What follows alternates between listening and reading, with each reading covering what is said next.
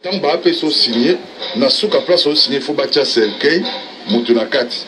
De temps où vous signé place à cercueil, on est sur la cercueil, yopé, au côté de la cercueil. Et puis, bah, il y a toutes les trois conditions primordiales. Et d'abord, première condition, ceux qui ont trahi du boma. Deuxième condition, comme la paralysie.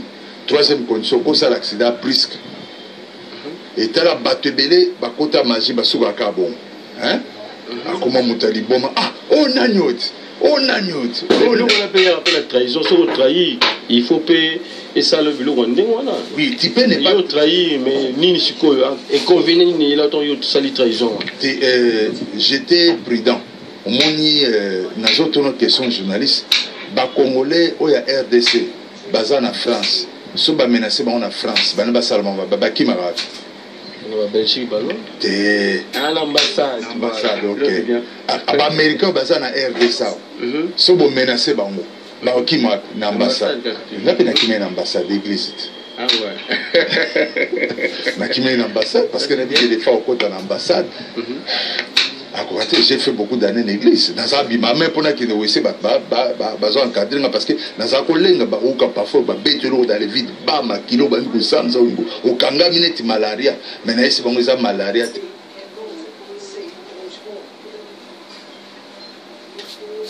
Voilà. Parce que si on a bon bloc on basa mabe ato zongi se bon bloc on fuka ba boma parce que devise akuna secret bi marati ba benga au sens occulte ça dit occulte ça dit caché par rapport à bato basonga ki membre bato jisana yo révérend troisième partie na biso est-ce que aux aga membre pas bandeko ba yebi que sogo au tiki membre voilà c'est comme si ozano kaka moi biloko mizuta mike mais ndini tu bata na sima bible pour okosaba na nzambe d'abord na bongo mi lelo te naza parmi bato babando témoigner kana bongo mi natanga fait président Mobutu papa ngando zo monanga olimbisa na biso vérité ngwanda betanga ba fimbo na sima nanga 40 fouet monta mwana moni yese na sima yese ndako nezare ba betanga 40 na sala boy ba témoignage ngana betama o sakanate heureusement pour na sala pe sport so pour nga mona ko sa témoignage mais nzamba sanga il faut ça. Mais moi je ne peux pas accepter moi de témoigner, je te dis la vérité. Je ne peux pas témoigner, parce que témoigner, je donc je suis toujours prudent dans le Seigneur. Voilà. Merci. Donc c'était la troisième partie à témoignage de Bino avec le révérend pasteur Jacques-Claude Mwamba. Donc tout à l'heure, à droper sa numéro de téléphone. Soyez na bon maman. Na bon maman depuis 89. Ça la calcul, ça fait combien d'années? Voilà. Nabandi ko témoigner le côté. Je me rappelle na témoigner na Mangembo. Tangwana passer SP azana nous passer. Hein? Ezaki Thierry Diongo na nonande. Na témoigner pas Kizamina na nonande. Tangwana ngam na longola batu na ciné bingo na même pas mettre toro. Donc je suis pas je taper belé kokanga.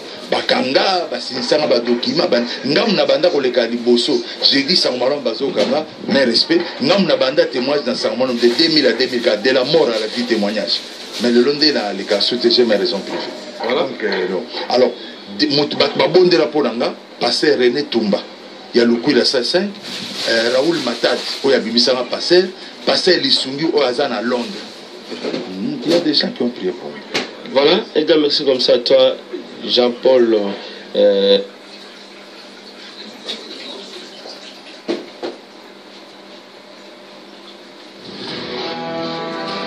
voilà. Donc il a démontré. Il a tout expliqué. Et nous allons continuer à suivre. Pasteur Amos Kumbulu avec la biso et na sanité de Konabiso Costa du Mekoulé un becho papa na balé 2000 na moni aussi kaba mutiko de Chapelle Genève et ngo pesa pe bande kombote et puis au pesa numéro de téléphone yo na bande ko surtout bota la biso pour que va benga très bientôt là pour 4 impact bande ko ba reprocher nga me passer l'autre tout monde mabe au pesa ata moi silombote te bon na pesi mbote na maman Chantal Mwamba Nzamba Pambolo na mwana na Bendi vainqueur Dieu merci na pesi pe mbote na mon ami qui est en Belgique Chico Boabadi na moi sine mama Yvette Djunga pe na mwana na yewa abeta la basket Esther Boabadi Zamba bazana Belgique na Bruxelles Zamba pambola o Chico Boabadi ya pambola pe mama Yvette Djunga oya bino angwana Nzambe pa pambola passer René Tumbo abonde la pona na passer Raoul Matati numéro na nga ya contact eza 0999 48 298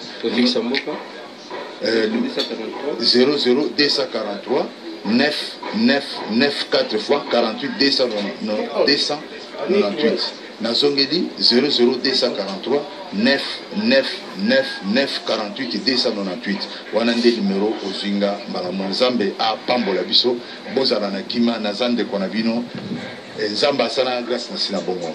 Voilà. Merci. Voilà. On se retrouve prochainement si Dieu nous prête vie pour préparer 4e partie. C'est pas. Vous avez vu? Donc, cet homme que nous avons suivi, son père, travaillait pour le maréchal Mobutu. Et lui, il était le magicien du maréchal Mobutu.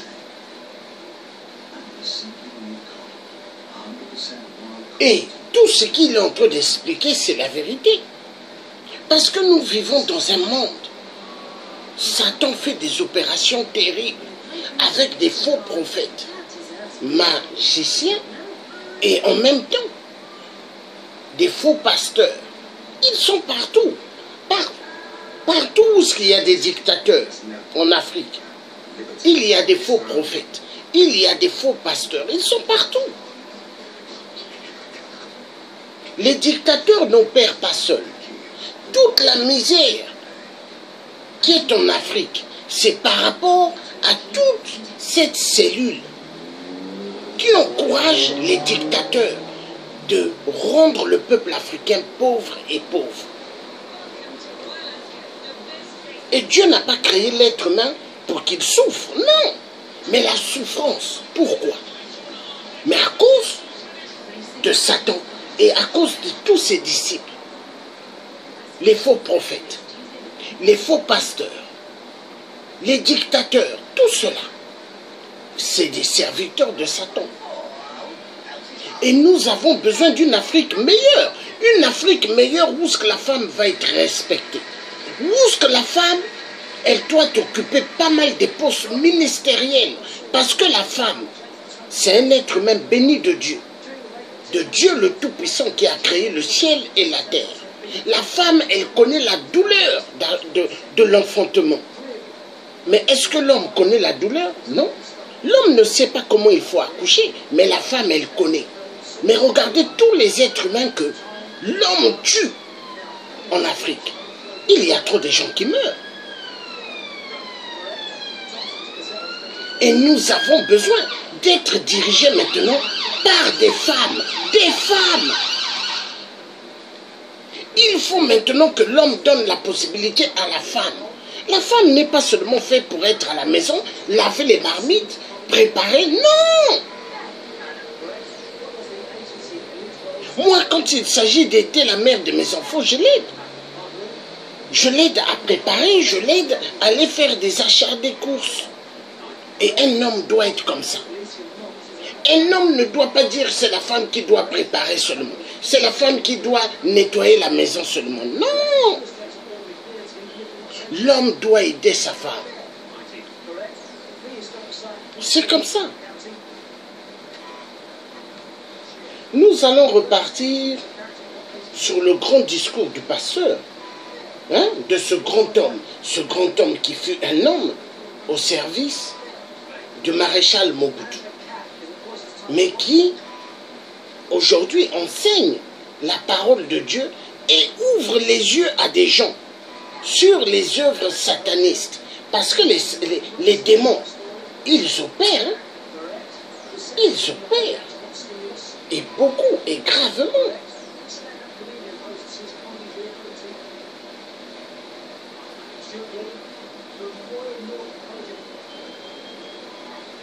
Donc, Nous allons suivre. Je suis en train de chercher. Donnez-moi un instant.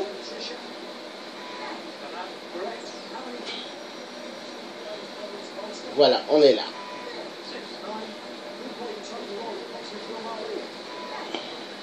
Bon, la publicité, comme j'ai dit, je vais la faire passer. Pas de publicité. Nous, on n'a pas besoin de publicité.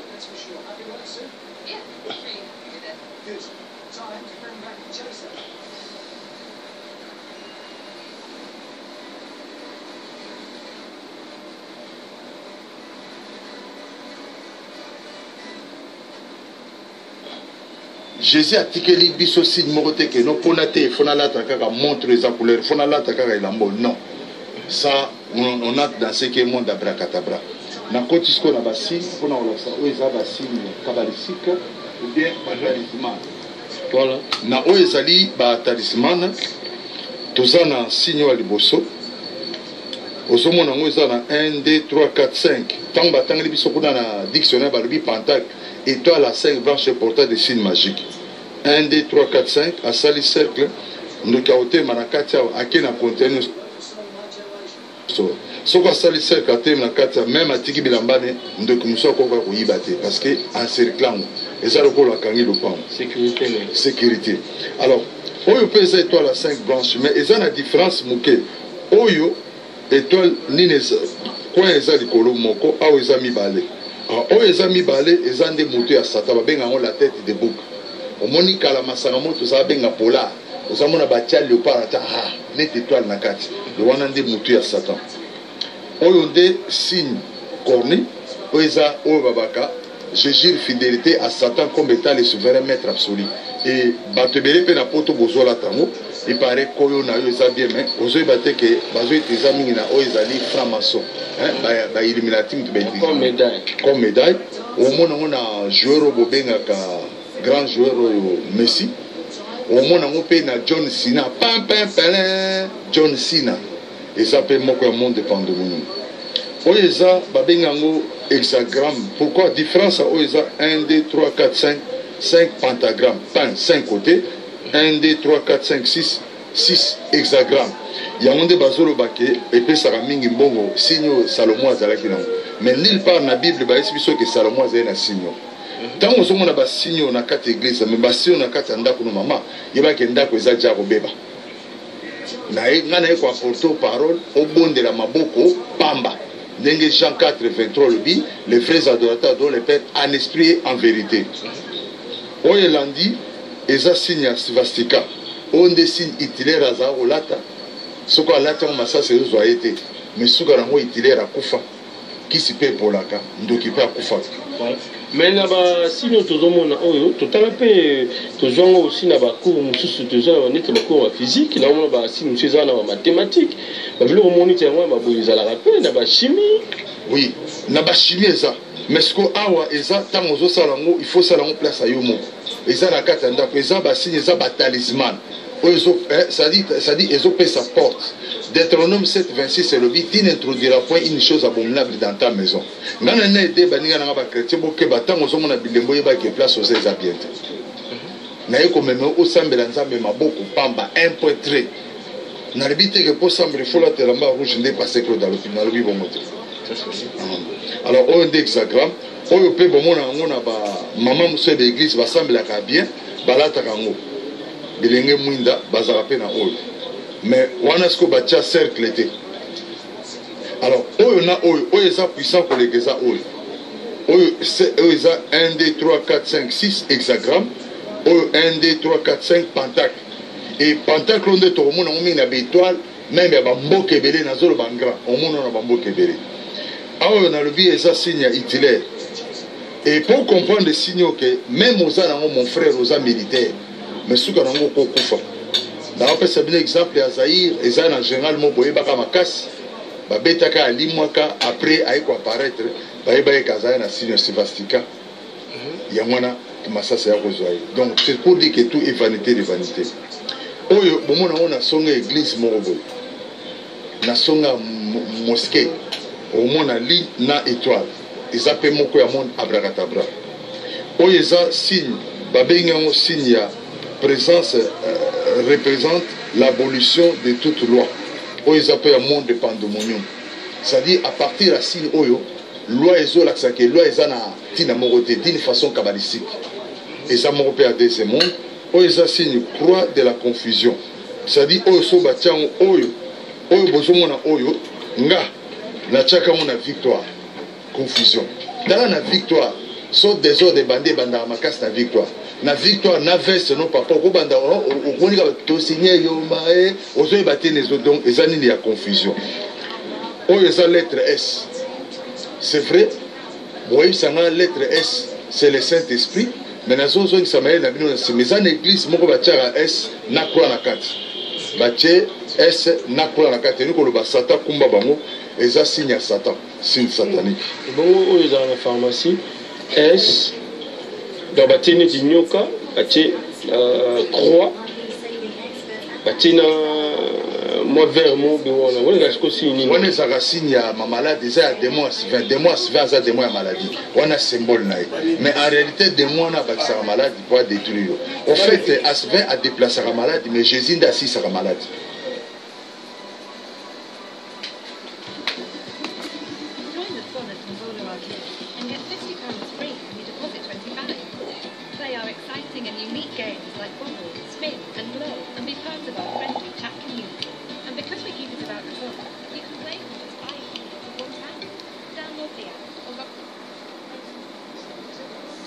Excusez-moi un moment.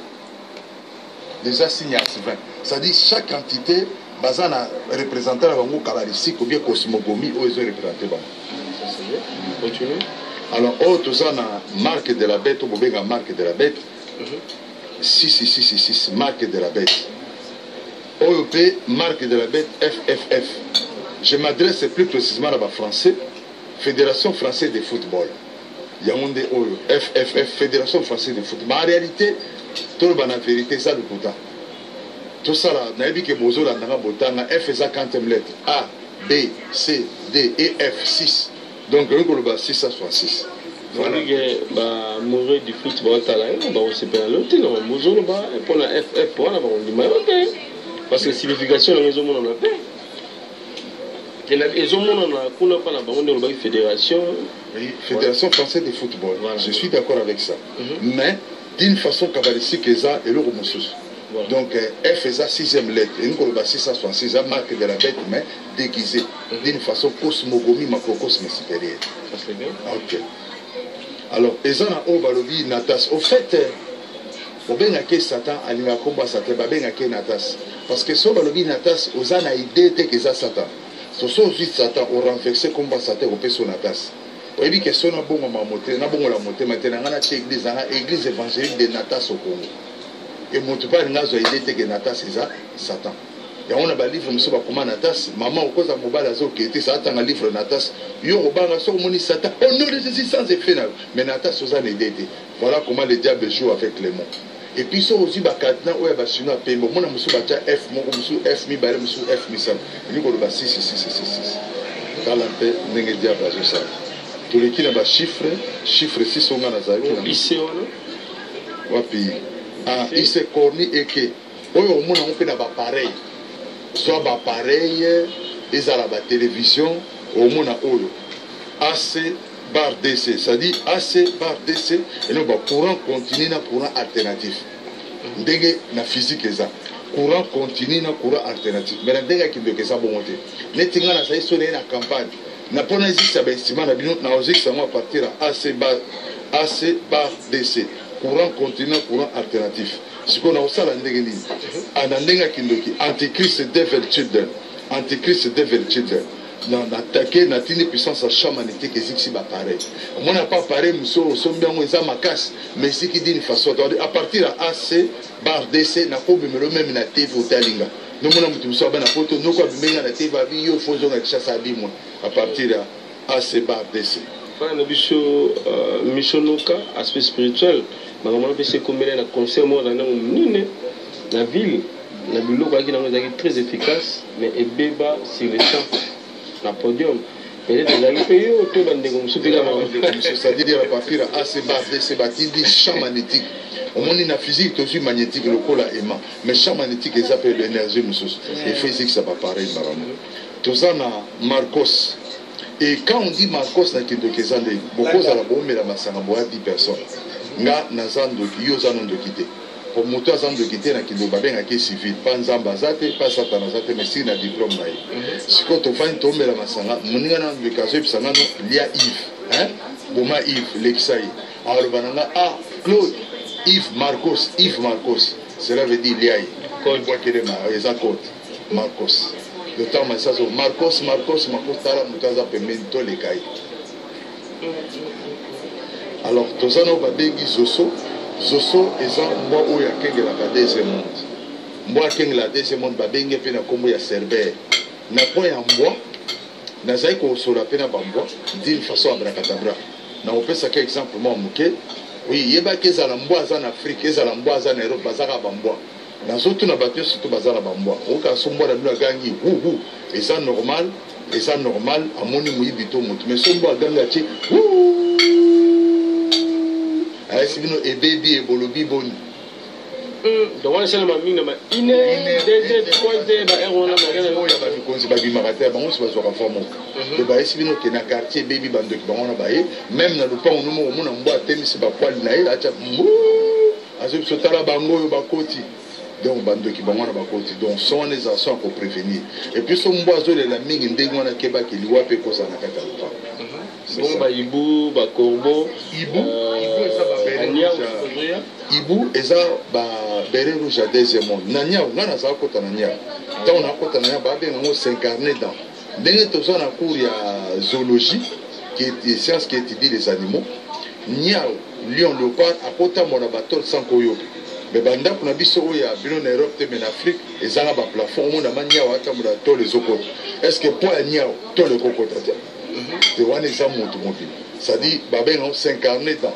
Parce que niao, asa lokola moyen ya cocotte en contact na bateau bazar na katanda. Ça dit, tant on a compte dans Katania, on a eu qu'à se créer nos soutiens en date, et puis on a bien des pour détruire les villes. Et ceux qui n'ont pas pu, c'est un nia pour la pour va se faire un date, on a une nation nia.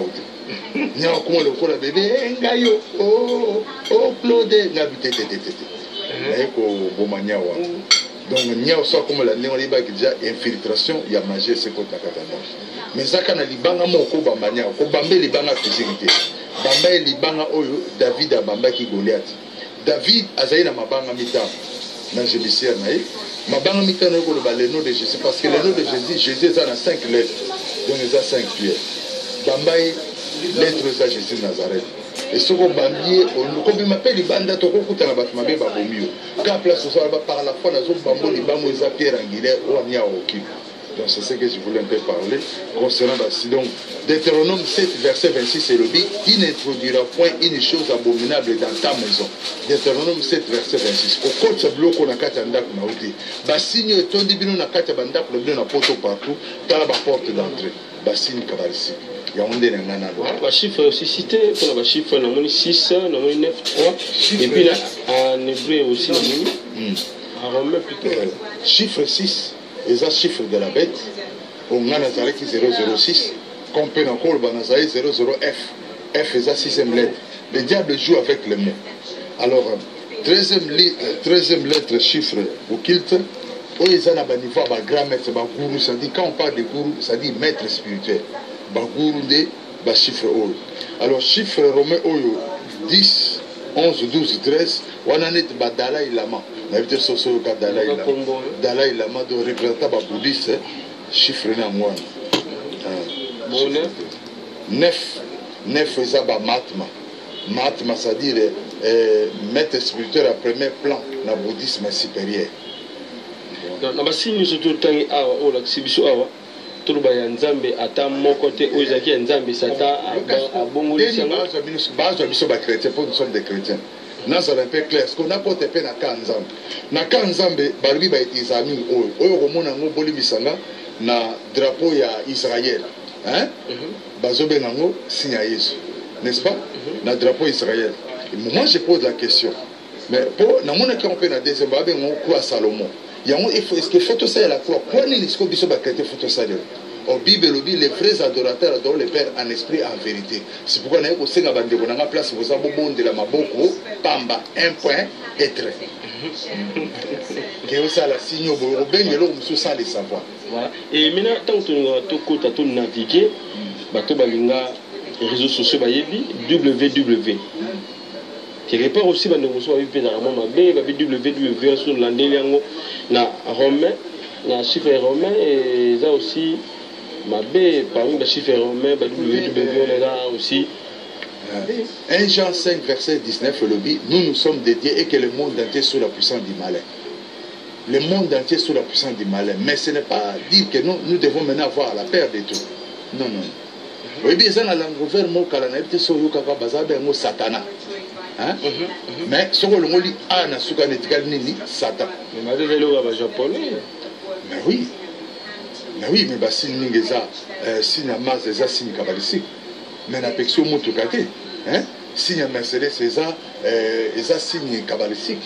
Mais na pexo mutukate, ngana ole suka ke talande ni diable azotia ba biloko, ba signe, ba empreinte na mais soko sambela au bangelo au moto. Mais ba signe ndé na boya on ndako, na boya on ndé l'église. Si monsieur to bi makala mité, ba jouer au mosala ngo, ba musicien ba sala ngo, bandeko ba sala ngo même na Facebook na bango, système ya care. Mais tu care bon, est-ce que on a bien ma c'est là. Avant na koma na care. Monde na salibo. Eza na service moko. Il y a réseau Esaïe de Bosso na signaux. Bah il faut changer nous bah 6. John c'est pas ça là. Bah il faut changer bah monsieur bah comme na signaux. Oyo cœur ozo benga cœur eza pandomonium ça na expliquer 1 2 3 4 5 6. Eza 666. Bon mon le côté bon tika la rabo. Le moteur zo ça la bikazo lancer champ magnétique supérieur. Donc 1 2 3 4 5 6. Na basene nzambe ba sa biloko wana donc c'est bazar. Donc ce soit comme ça là peut-être ayebité. Mais il y a un an na yo biso ndeko na passé je suis passé comme il faut éviter moi. L'homme se fait et mais le sacrifice humain bon ça voilà pour l'internet www. Oui, bon W l'alphabet français est en 23e lettre. N'est-ce pas? Oui. OK, ça X. Z, voilà, W et puis Z à la fin. Et ça, 23e lettre. Alors, W, 23e lettre. W, 23e lettre. Alors, ce qu'on dit, D fois 3. D fois 3 et P, c'est 6. Hein? D fois 3 et P, c'est 6. Donc, 6. Donc, 6, ça soit 6. Maintenant, protection, mais vous allez pouvoir. C'est-à-dire, Jean 1, 12, à tous ceux qui n'ont réussi à donner le pouvoir de devenir enfants de Dieu. Quand il y a le pouvoir, toute arme forgée contre toi sera sans effet. Mais ce qu'on fait ça sans effet, c'est aux faibles. Le plus fort à gagner, Moninga. Moninga, Babloko, ça me dit rien. Mais encore, il n'y a pas de la mode. Parce qu'ils sont faibles. Voilà. Et alors, si vous avez un Nzambé, mais à jouer ingénieur Moko, à tourner l'Indako, la forme mystique, il y a la pyramide, il y a l'église. Tout le monde a bandé à Lyon. Il y a des pays en Afrique. Mais on est à signé totem kabbalistique. Ils ont une marque kabbalistique. Nakena ndak moya mutumo munene, aibsanga petit amukolo, petit bonde la pona ndako na kota ndako marbre pina mbiza. Kitoko ande on a Batista étoile à 5 branches. Aibsi mais papa, Ozokota, mais non ça coûte cher petit. Ça c'est pire marbre. Nabi mais signe papa. Avant batia mozana mamalo baba bimisaki. Rosalo mabe. Viens boya ki azana bana 7, bana 4 bakufi. Na banganga tango baye banganga baye bisiye. On est à niveau na biso te ponganga za na se ya magicien. Mais signe za bien te. Ndayo bana mon petit. J'ai perdu mes enfants maintenant. Nabi mais papa, ngana se peli yo moko lala yanda ulala. Oh non. Ngabo zo banga nizanda ulala. Lala. Et papa a comme paralysie, tu es au bon de là. Et là, on a 5 ans, on a 5 ans de quoi. Margueza, Margue, il y a cher, Dimaga. Mais on a cola, on a tout le monde, mais on a la ça la période d'autorité. On a ça va signer surtout parce que Psaume 74, verset 4 le dit, on a ça va signer surtout. On a ça va signer surtout ça ici. Mais ce qu'il faut, c'est la force qu'on a prié. Si tu n'es pas fort, bon. oyo aza faible oyo aza fort alie buto aza faible mais nakolinga mwasi na ngai te malgré aza mama passe na boyi nakolinga bapeti ngai bon moi ça me dit rien. Et maintenant sacrifice bonosala ndenge nini mpona koboma bato mpona kozwa makila na bango mpona kosala te tozwa mena ide nango po topesa mwa bokebi na bana nzambe baotala biso. Sacrifice eza na 4 niveaux parce que ndenge toza na maths physique biochimie littéraire péda ndenge mpe eza na kindoki eza na moto aza na magie blanche magie rouge magie blanche magie rouge magie jaune na magie noire sikoyo bon namoni koza connaisseur te otelanga na domaine na 4 ans épinglé tous les 4 mais moko manqué tout que non en noir parce que noir na bi eza biso ba congolais ba africain kindoki dès tous par rapport à connaissance tous pas bande de la magie noire netinga na magie noire na za sandeli moni toza na avenue awa avenue nini lokolama quartier matonge nazwi nzete ya kombo na kati nzela na balabala nazwi bouteille ya moke na bwaki pembeni nazwi poudre nete soso yoka poudre perlepepin c'est les poudres les plus puissants poudre perlepepin yango nde nayebi ke bamusicien moke nasengi bino pardon mpona lobi perlepepin yango nde epesaka bino succès perlepepin soko apakoli oka so asimika biko yo place ozo bandolo bango bando bwaka mbongo yo moko yango nde Michael Jackson azala sala babenga poudre perlepepin te ya mapele baboutique to nayebi te nalinga oloba place etika voilà ça c'est bien totini bino bokesomba ngo te.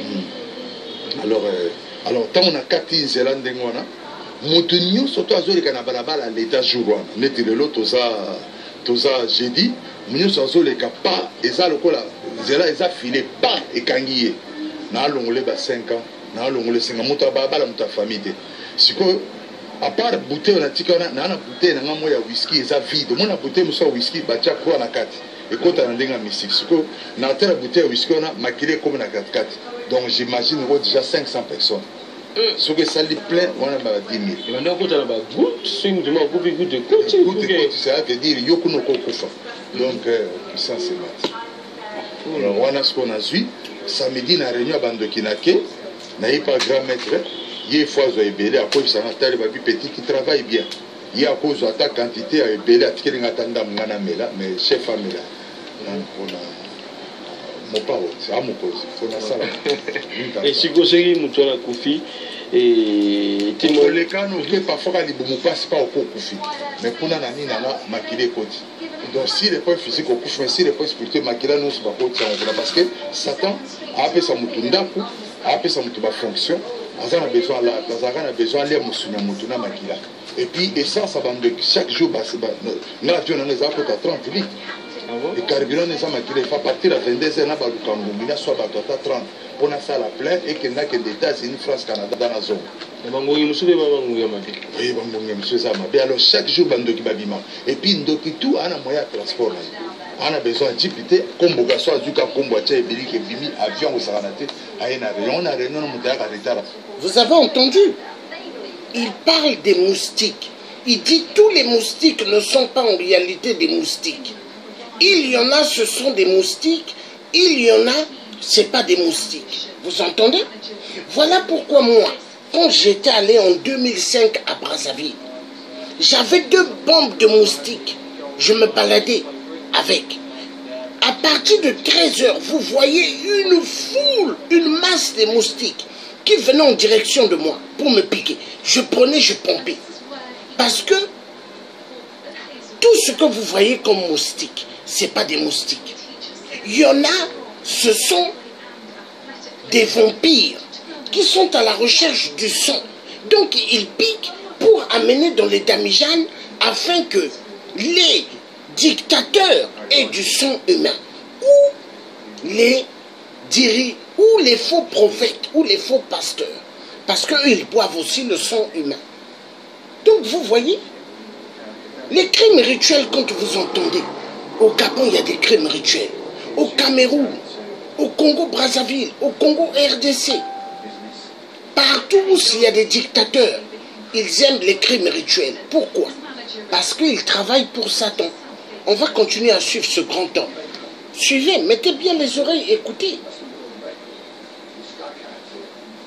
bazate pour réseau à transport mututu ana moyen de transport kumba mobimba bien de ka kombo soka cheka boy aza mutakala aningani ka boba ebibi avion jimboye wana ke ngana kende États-Unis Canada France na zonga a physique vous tembela bazopesi moto oui to solo a moteur na Claude Ndé to solo mais ce qu'on a mal ngana voyager na ndenge normal bana papa yona mata fwana zena ndenge kende voilà et siko batona obone ko boma so bomi na ndenge ya esprit banda kende wapi banda ko sa nini est-ce que banda ko kende ce qui nzamba na apes exemple nzamba bongisi ke yo journaliste il faut fallait na 2030 parce que nga na bomi avant 2030 na rejoindre parce que Job 38 le dans l'homme c'est l'esprit omoni na engambe n'est-ce pas yo za muke mais en réalité moi ça banga mbinga mbalite moi ça banga mobile sur les esprits dire oh ça na moi enveloppe ça na ngoli donc dans l'homme c'est l'esprit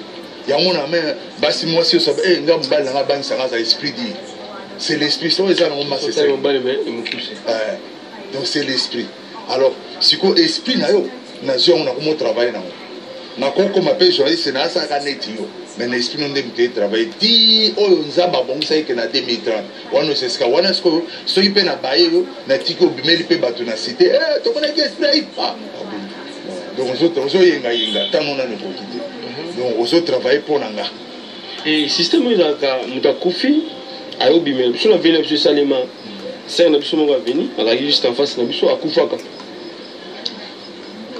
ala la mort 2 jours moi na moga mukayi ko pesa mama botie mbongo awanda ko kombo na 5 heures e pesa mbongo mama o pesa mbongo nini mutonga olobati mwana ngo olobati to mama baluki akoti na ponga benga bana nae abima boy mama azati usu seulement na wenza yoro na kapela wana mama te ka fufu mwana ya kuvi mwana bimia yo pesa mbongo bien kitambala apesi mbongo mama boy ko zo montant ke mama mso ba zongi babi mais mama ozazoba balozo mbongo na ko pesa bénédiction ya vie na mbimba ngako raté on raté bénédiction donc ngako raté makambo ya mabe na vie na on ngota toujours na bonheur est-ce que biloko ni sale magawana mutakufa bimi mwana muki musa bimi mukolo musa bimi nyama ayi a lotution na ndoto est-ce que ezaka réalité là ça s'est transformé là ça s'est transformé na moi si na ça comme cobra na ça comme léopard tout ça et bien que Nathan Zaire et bien que chiffre 4 c'est chiffre prime à court ya léopard hein donc Magamou c'est ça m'a le 24 le 14 na zone ici mais là bas. Vous avez entendu? Il vient de dire il se transformait en femme. Quand à l'époque il travaillait dans le monde de Satan, il se transformait en femme. Il se transformait en boa. Lui-même, il vient de le dire. Donc, voilà pourquoi. Au Congo-Brazzaville, nos parents nous disaient toujours, la nuit, dès que la nuit tombe, vous voyez les filles, vous voyez des femmes, des jeunes filles, il ne faut jamais les appeler.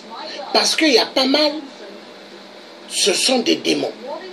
Il y a pas mal, ce sont des hommes mais qui se transforment en femmes. Et à cette époque, j'étais petit, je ne comprenais pas. Petit. Hein? Mais, quand je commençais à grandir, à partir de 8 ans, 9 ans, mon esprit commençait à être au top. Je commençais à comprendre beaucoup de choses. Parce que dans la famille où je suis sorti, hein, il y a pas mal. C'est des gens, c'est des démons. Ils aiment faire du mal. Ils volent. Donc là où je suis, je sais pas mal de choses. Et voilà pourquoi tout ce que moi je fais, les sorciers ne peuvent pas venir m'attaquer parce qu'ils savent. Ils savent que celui-là, c'est pas n'importe qui. Là où moi je suis préparé physique et spirituellement. Personne ne peut venir jouer avec moi. Pourquoi les Illuminati, quand je les pointe de doigt, ou les francs-maçons, ils essayent de vouloir jouer avec moi, mais ils ne peuvent pas. Pourquoi? Parce qu'il y a la puissance de la cuirasse tout autour de moi, de Dieu le Tout-Puissant qui a créé le ciel et la terre. Parce que tout ce que l'homme méchant fait sur terre, sa flèche, son épée, ne peut pas toucher mon corps. Pourquoi? Parce que il y a la puissance de Dieu en moi. Dieu a mis sa puissance tout autour de moi. Parce que soulever des sujets tangibles, si tu n'as pas Dieu, mais tu vas tomber.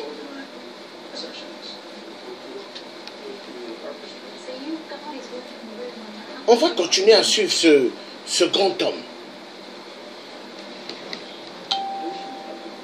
Molessi, allez là, un certain 4, comprenez mon émotion, chiffre 4. Tant que là, en tant que pasteur, n'a pas vidé là. C'est-à-dire que là, c'est ici les points spirituels. Donc, nous sommes ici. Donc, tout c'est spirituel, physique et ça complémentaire. En tant que Ndoki, et ça la marque, en tant que pasteur dans la télévision, si vous avez posé une question à 4 Ndoki, vous avez expliqué. Si vous avez un cadre de Ndoki, et ça les marque, et puis donc il y a un cadre de ça. Bible lobby, son mouton koufi à ça koufi. Mais qu'est-ce qui se passe? En tant que temps on a zaki Ndoki, on a la capacité à relater le gars Yves sur koufi. Na lati pe na ke na sala aventure pa na ye, yo ba beta, na lati le gars Yves, mais ba za Yves, mais ça Yves te ngane na ngam na sala ba roman. Ba benga ngona magie physionomie. Na sala physionomie. Et puis esprit des morts comme ne Kali. Et Kali a kola te le gars mouton koufa pa ye. Bah c'est pas posé la question. Mon comme si on a tout na ba chrétien car na FDC. C'est que le monde ba koufa. Le monde ba bima. Ah ça. Kasawa ya sala ni mutu sa kufa sa kufine papa balata rande lo nga mutu kolata na esprit ba bengi Kali esprit de mort bona oya nzambe na oya nzambe Bible zo pekisango Deutéronome 18 verset 10 qu'on ne trouve chez toi personne qui fasse passer son fils ou sa fille par le fait qui interroge les morts Bible et puis Marc 12 27 le dit le Dieu n'est pas le Dieu des morts des vivants vous êtes grandement dans l'erreur Marc 12 27. Mais est-ce qu'on a des cours là du Cambabon comme là ça va bongo maman na kufa loti na sala toujours sécurité pour na bino bana na ngai makambo wana est-ce que ça là bango pena bana bazana sécurité ya maman na bango te papa na bango te ezala na ngo bandoki mo boyebeti nzambe kamo a protéger bino mais parce que azangi place donc si réponse pas en tant que pasteur en tant qu'ancien doki akoko ya parce que azanga place aya batela. Mais ceux qui chef à quartier qui doit ça na obenganet parce que dans chaque quartier ça un chef il y a qui doit ça là hein a repé ça ordre non yo le faut y ça a c'est ba ça zonga et puis ba obenga à des oiseaux procureur à deuxième monde ouais atinda ga jipa soda ouais zo bazo sibendo kanga na deuxième monde ba kangi muno na tata kabalistique c'est ce qui se passe ngana bisa batu nga papa na ngomba kufuna 2000 za mu koza siko ça a edenga kasi mwamba pesa maka Oyate, boso kufa. Voilà, bien tout na magie blanche, ni on doit ça là, on a ça la sacrifice, on doit nini. Mais ce qui n'est na tout ce moment qui na magie noire dans le baki, mon toile d'araignée, n'zele kangi na mutu, mais la ming ce kangi na no ba sans effet, na éviter ce qui est dans la fait sa prière, le bandé au nom de Jésus. Voilà, au nom de Jésus sans effet. Mais qu'on va sans effet. Ça c'est bien. Et ça, on dit au nom de Claude Barbomayo, mon nom de Jésus, il est supérieur à moi parce que. Alors toi, d'araignée, même là, dans un plein séminaire, quelque part dans une chasse. Je suis c'est un dimanche, mais dans un séminaire, quelque part, place dans la zone de thé, mais c'est grave. Si on a côté d'un phénomène, toi d'araignée, le bout de la bête qui dit Bakuna, ça qui a quoi, c'est pas petit bagang. Tant comme ne s'est passé, il faut être jeune, dans le comprendre qu'à venir examiner. Donc, tant que vous avez un zéro qui, toi d'araignée, de Yeba qui va boire qui le filet à Bandoki. Tant que vous avez un senti toi d'araignée, on est dans la carte 3 ans, par exemple, que c'est 3 ans. Voilà, la magie blanche, nous on va dire. La magie blanche, c'est ça différent. La magie blanche, Satan a sauvé Maroko à Jésus. L'andana a sauvé Maroko à Jésus. A rompé son baptême au récitaka ou ça là. La magie blanche va attendre l'ange qui garde abattre là. Mais en réalité, net Apocalypse 12, 7. Balobi guerre dans le ciel. Michael Moutabunda na Satan, n'est-ce pas? À bois qui est nassé. Pour Nalikola c'est un combat Lucifer porte lumière. Et puis tant bois qui a comme Satan, Satan comme adversaire en Zambé pe ngana yo. Alors, si ko Michael ba évoquer quand les gens ont Michael en Zambé. Parce que comment Michael Poya, il faut bouger Kingan, il faut la cérémonie Kingan dans minute. J'ai envie de dire un truc. Il y a des gens qui disent que Jésus-Christ n'existe pas. Il faut que les gens fassent attention. Si Jésus-Christ n'existe pas, comment ça se fait? Il y a cette vierge, la Vierge Noire. La Vierge Noire que le pape au Vatican aime bien s'agenouiller. Hein? Jésus-Christ existe. Parce que moi, je vais vous le dire pourquoi. À l'époque, il y a des gens mystiques. Où est-ce que j'ai eu à dire seulement le nom de Jésus-Christ? Ils sont tombés. Ils sont tombés. Jésus-Christ existe. Et Jésus-Christ, c'est la puissance de puissance. Mais qu'est-ce qui se passe? L'homme blanc, 666, a renversé tous les données, a caché la vérité. Jésus-Christ existe. Et moi, ce Jésus-Christ-là, je le respecte parce que je sais la puissance qu'il a. Moi, quand mes frères maçons, maçonniques, ont voulu ma mort, en 2005, au Congo-Brazzaville, opérer appendicite péritonique, parce qu'on vous attaque avec appendicite péritonique ou le Mwanza. Le Mwanza, vous commencez à voir la couleur exactement comme le poisson salé. Un être humain, ça j'ai vu ça. Mais écoutez, à l'hôpital, j'ai dit, hein, l'hôpital militaire, j'ai dit au nom de Jésus-Christ, je vais repartir en Europe. Les gens ont dit non, toi, la situation, comment tu souffres là, toi tu vas mourir ici. J'ai dit au nom de Jésus-Christ, je vais repartir en Europe. Et je suis revenu en Europe. Et quand j'arrive, il faut partir à l'hôpital. Parce que je voyageais avec des trous au ventre. Des trous de l'opération. Mais je vais à l'hôpital, radio, scanner, ça dit il n'y a rien. Mais or, il y avait des choses encore à l'intérieur. Le lendemain, le ventre est fermé. Tout est devenu gros encore, il faut repartir à l'hôpital. À l'hôpital, j'arrive, on dit il faut opération dardard. Mais c'est là où j'ai dit non. Les sorciers sont forts. Et j'ai dit aux médecins, avant que vous m'amenez au bloc opératoire, laissez-moi le temps de prier. Il y avait un collègue qui était là. Hein? Un collègue, Eric Babassana. J'ai dit, donne-moi la Bible. J'ai commencé à lire la Bible. J'ai commencé à faire appel à Jésus-Christ. Mais je vous assure, quand je suis allé dans la salle de l'opération, on m'a piqué, on m'a fait endormir. Je vous assure, les démons, ils n'ont pas eu contrôle en moi. Pourquoi? Il y avait la puissance de Jésus-Christ sur moi. Et Jésus-Christ existe. Il faut comprendre que nous vivons à l'époque l'ère du Verseau. Et l'ère du Verseau est une ère de vérité. Mais qu'est-ce qui se passe? Satan ne veut pas que pas mal des êtres humains ne puissent pas reconnaître Jésus. Pourquoi? Parce que Satan veut prendre pas mal des êtres humains pour les amener en enfer. Et ceux qui auront Jésus-Christ avec eux, ils n'iront pas en enfer. Jésus-Christ existe.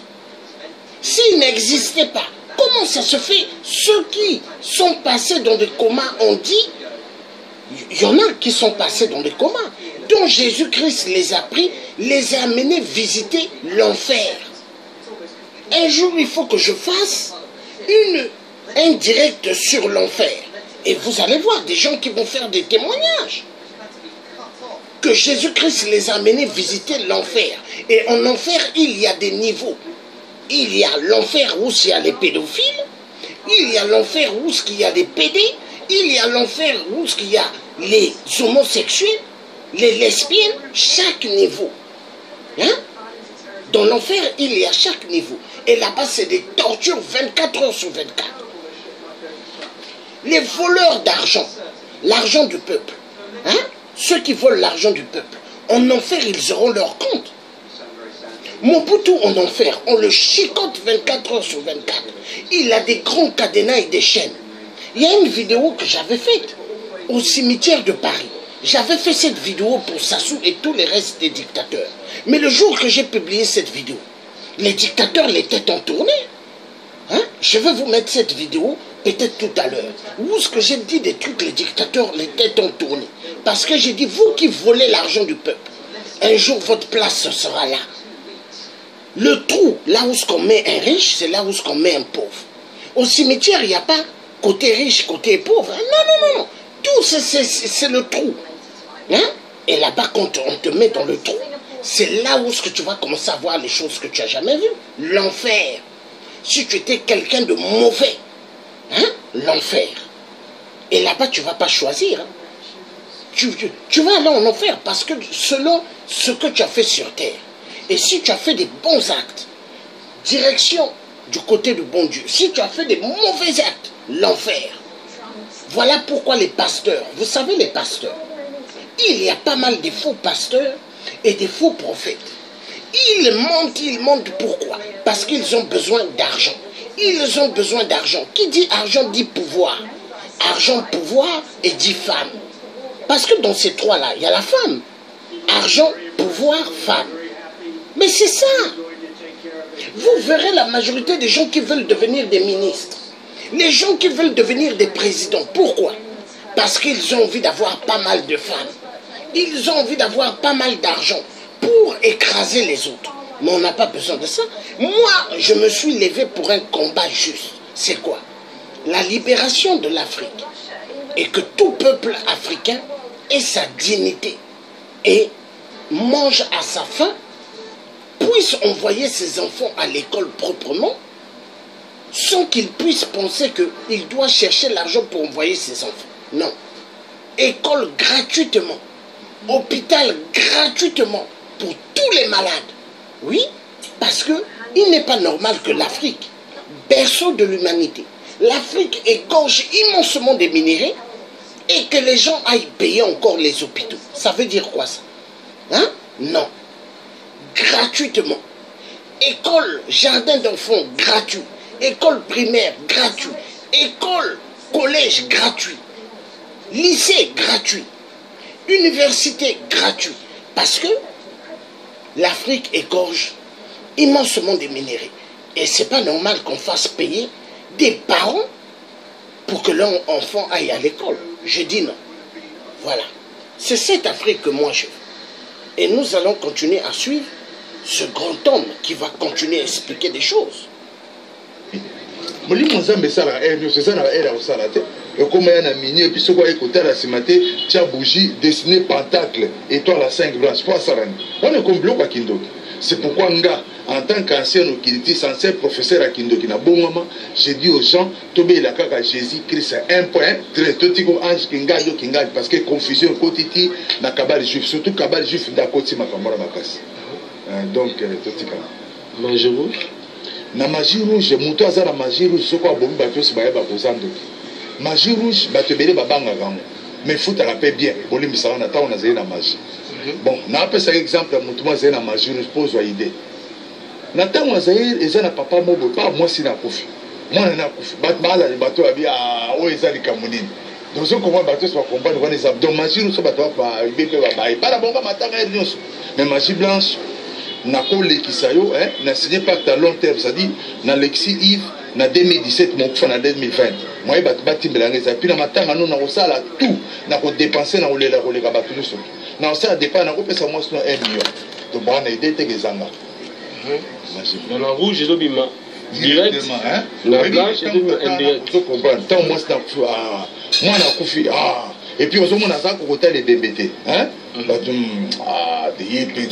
c'est ça. Monsieur Mom ne peut pas me sortir pour Koufa, Baningane va quitter.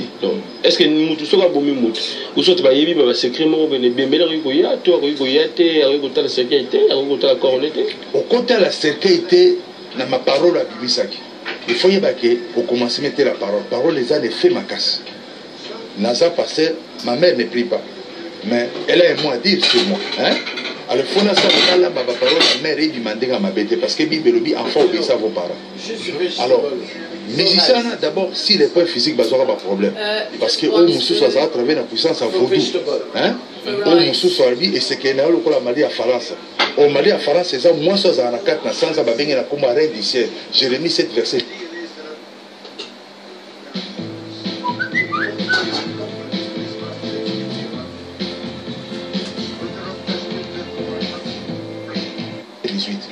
alors si les points mystiques bazara au local hein oyo peut-être afongoli moninga porte alors oyebi seno ngande naza bomukona okufa yo oyati soko ye oyo omona yango wana na point il faut respecter même moi moto misiko omona ki moneria même aza ami na yo propre ah oui aza ami propre il faut éviter parce que malobana hein de moi profiter na même moi mettre wa moto mystique il faut éviter donc c'est un conflit autour de ba mission au moins les kamoga mukie comme conflit au salala te donc c'est ça dans ndenga mystique c'est un conflit mystique et comme physique voilà magie jaune nini et dans la kati magie jaune là vous parlez des chinois ba chinois ba japonais nazaki na débat na ingénieur moko professeur de BTP à Epsinga Petit Claude oza lukuta bonga bat ba finga na bango oza lukuta tout ça ngabi bon siko tonto sala pon tonto bon ça pour ma njili ngabi bon vieux a prophète au pesa ni no so philosophie à béton na philosophie na ba te philosophie pesa na béton na c'est bon oza na ba suna na ma njili la vie na mini ça va bon yebisanga tant batikala na ba kilote hein ba kotima na 100 pour ma njili ba panzima ba koti yo kota bitwana na kota te pour le monde à la cérémonie bah ça là on est comme à bleu mais yo comment on dit que la étranger bah côté yo kolombo côté azana réponse donc bah ben en magie na IBTP besoin hydrologie c'est ce qui est étudié de l'eau mais la magie il y a mamie wata bah ben en hydromancie hein on a bah ça qui hydromancie pas hydrologie alors tant bah côté là au monde bah boire ka bah bleu on a maille bah ko boire ka mapa bah ko boire kele bitabe yo za masir que Yves journaliste mami watana besoin bitabe mami watase esprit point au le bitabe na cité amata nzete lo neoza mais pour que faut boire que le bitabe na mai en réalité ça bitabe te ba boire que la kebatu alors tant ba boire que bitabe na je suka lo babo afuta un pont bo bon ça il faut accéder ça là bateau nande et ça là que pont eva c'est comme ça et bilo ba boire que ça na onde bateau mais en direct il y a yemoko ebi ke moto yo nde ba boire que ninga bitabe yo eza bateau c'est il faut sili nde ba boire les besoin ta une minute point na wenzali habitabe problème parce que pour faut boire que les bitabe officiellement allez parce que boire que pour combien de mois combien de jours donc ça maçon ça le ko la moto akepanga mona bato bakepanga nganga tali uta poto ba français bien bon batu nyonso l'exa moto na ba bêtise na linga ngote nganga bi bon yela nga soso mobala komela obi ke so memi soso mobala komela memi ndeko na bino mbala so memi soso moi so memi ndeko na bino mwasi et tant que ça obi if ça va te surprendre au rôle bananga non nganga boma moto menga na za d'accord te beaucoup c'est la bon makam oui so bebisi bikila te bi boma batu je vais m'expliquer nga metonga na nganga yo il voyait pas dans bon ndeko membre de famille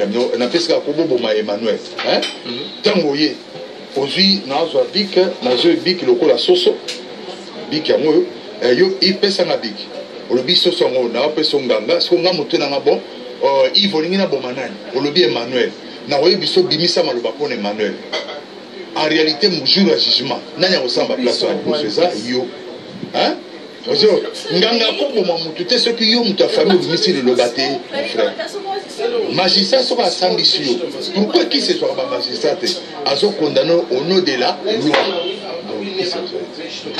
si konganga babo aussi si loba le susu yo Emmanuel yo mona nde Claude Asimi ngambo obomaye esili ngasko ndo sa la cérémonie ba famille na ba yo zo yokate ce qu'on a coxi malobana c'est-à-dire jour à jugement nganga na osamba na Yves yo poko samba Even a single click on a malicious link could infect your computer with ransomware.